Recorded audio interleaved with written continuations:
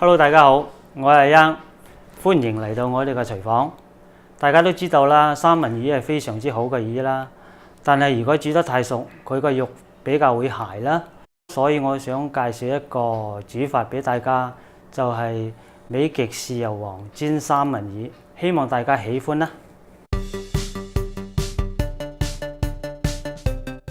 好，我哋首先介紹下材料先。三文魚啦，1磅嘅三文魚，美極豉油2茶匙啦，糖咧1茶匙啦，雞粉半茶匙啦，胡椒粉半茶匙，1隻蛋，3茶匙嘅生粉。OK， 我哋首先處理下個三文魚啦。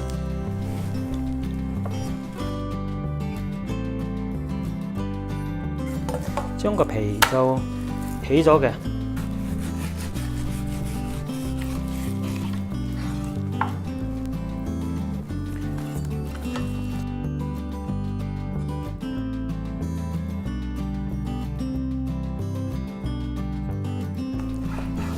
好，我哋將三文魚切成條狀啦，攞去洗乾淨啦。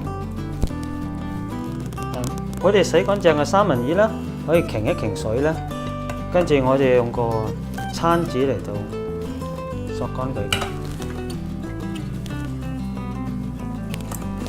跟住我哋要落啲味嚟醃下佢啦，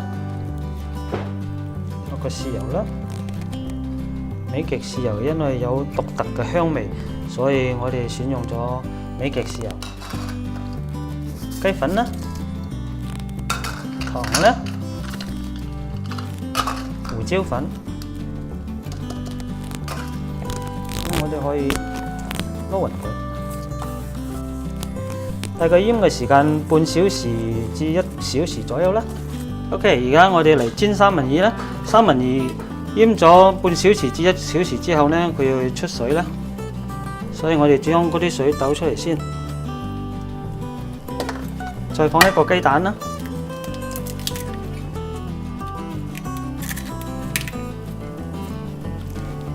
將蛋撈勻佢，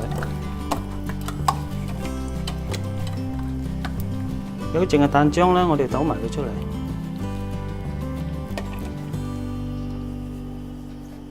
放入3茶匙嘅生粉，又係咁撈勻佢，要個粉完全包住個三文魚啦。OK， 我哋燒紅嘅煎烹啦，放個底油，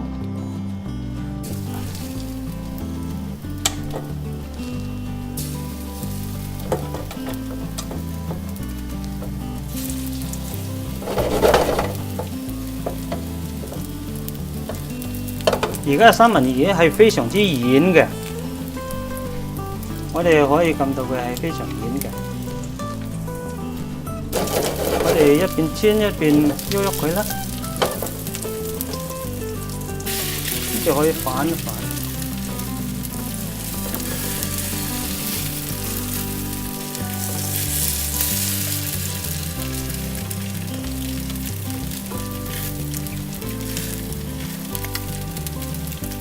稍微煎煎啦。